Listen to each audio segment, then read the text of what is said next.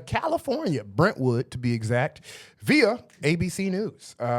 Investigation underway. This is a fucked up story. You can fucking mentally prepare. Investigation underway after 72-year-old East Bay woman dies after interaction with police. The Contra Costa County District Attorney's Office is investigating a Brentwood police arrest in September that may have led to the death of a 72-year-old woman. In a statement released on the Brentwood Police Department Facebook page, police say they were called to the home on Broderick Drive for a family dispute and that a family member had made a citizen's arrest. When officers arrived, they say Yolanda Ramirez attempted to flee the scene. Police and an attorney for the family have a different story about what happened next. 1 week later, Ramirez's family took her off life support.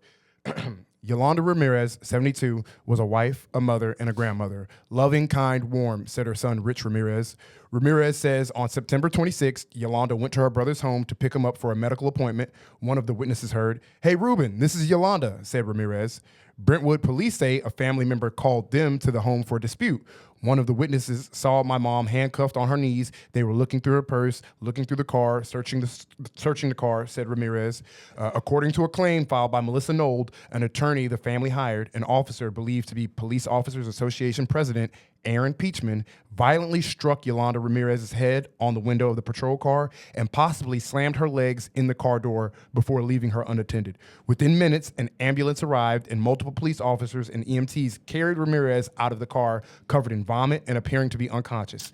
According to the claim filed, police did not call our family, said Ramirez. According to the family's attorney, Melissa Nold, at least 6 witnesses observed the incident and were outraged by the police brutality. She says none of those witnesses have been interviewed by Brentwood police, detectives, or district attorney investigators to date. Yeah, which is to me very damning. Like a lady mysteriously died on an open street in a neighborhood, and there were several witnesses.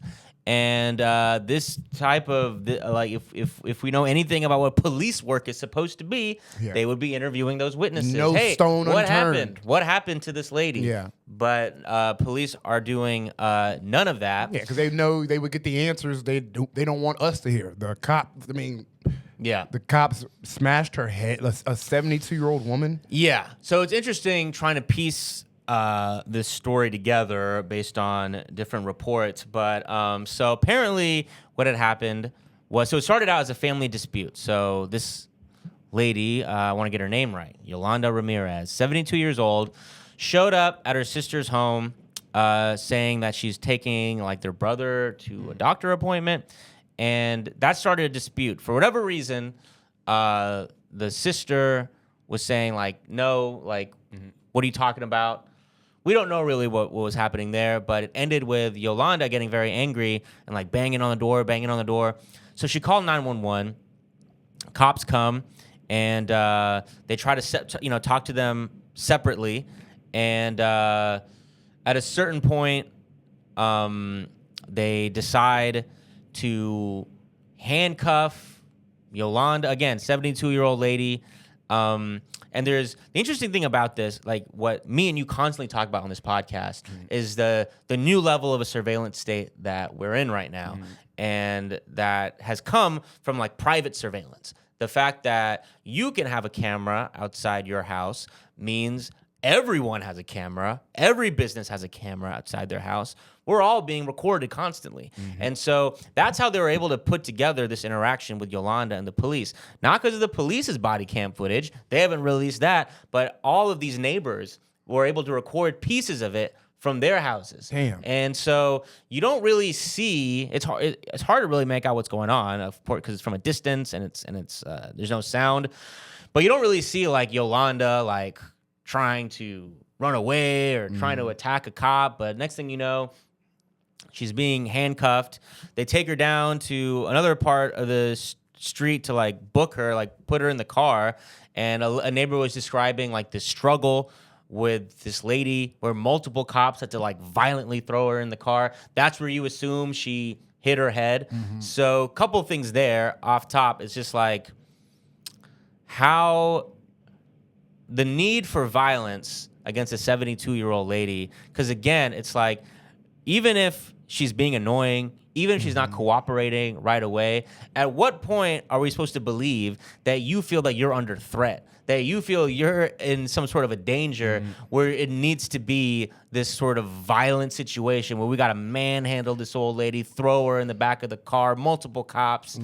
Nuance doesn't strike these cops' brain. It's just the violent protocol. Yes. We got one protocol. We got one command. Yeah. If you don't listen to my command, then I'm beating your fucking ass. It don't matter if you're 72 years old. You know, I mean, come on. We saw the fucking BLM protest when they were pushing old people down. You remember when they pushed that old dude down? Just a pool of blood. Buffalo. That was in Buffalo, New York. They don't clearly. It's like, I don't know who cops regard as sacred. Like, dude, like, I don't know who they. Yeah. You would think, like, okay, chill. Yes. Anybody can commit crimes. Yes, anybody is subject to arrest, for sure. But it's like, what point they have no gauge of strength. It's always overwhelming force. It's always overwhelming force. There's no, like, a 72-year-old woman. You need 6 people to fucking get a 72-year-old woman in a car. I don't know why I highly doubt that. I don't cops describe people when they have to handle them, they just turn into, like, fucking And at what Hulks. point is there a need to take this lady to jail? Like, what sort of crime was she committed? What danger to the community? Like we need to lock her up for the safety of our society. It's like, at what point? And then the final thing here that you can see from the video surveillance from the neighbors is that once they threw her in the back of the car, it's harder to see exactly, whatever, like her hitting her head and stuff.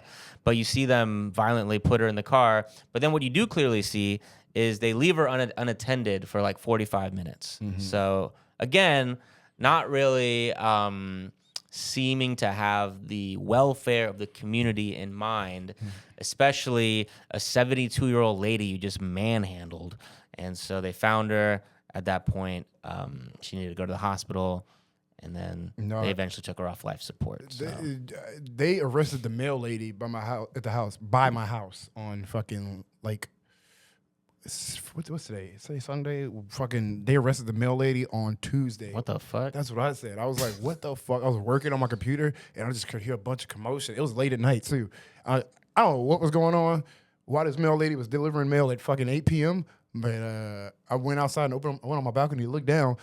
Tons of cops, and everybody in the streets was like, "Man, y'all don't gotta be treating the mail lady like that. That's crazy." Like they just kept agree. saying, "How you do the mail lady like that?" And like they had them. I don't know what I re-downloaded Citizens app just to figure out what the How fuck. Many times? This is like people are like, I had to re-download Tinder again. Oh my God, there's been a rough couple of weeks. Really missing Ashley right now. This is you re-downloading and deleting Citizens app every fucking other week, dude. That's 'cause my you gotta get a hold of yourself, bro. I gotta get a hold of my neighborhood. you gotta go to therapy, dude. No, my street need therapy. Nigga. I need to be finding out what's going on. We could do a podcast of just your neighborhood, bro. I have footage of cops right now in my phone taking the mail bags. I'll show it to you after the podcast.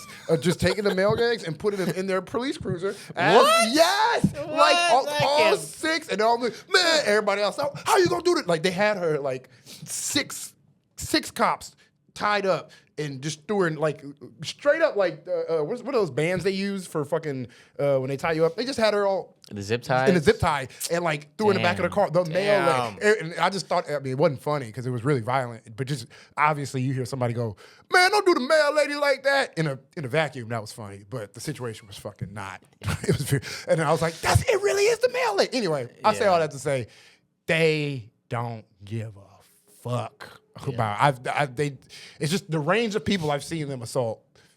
Yeah.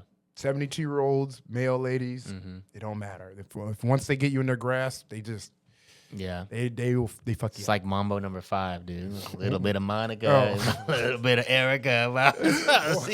Every single woman in your neighborhood has been beat up by the police. But we should move on. Yeah. So I mean, and this is also will be an unfolding story as well. So. Really unfortunate. R.I.P. to Yolanda Ramirez.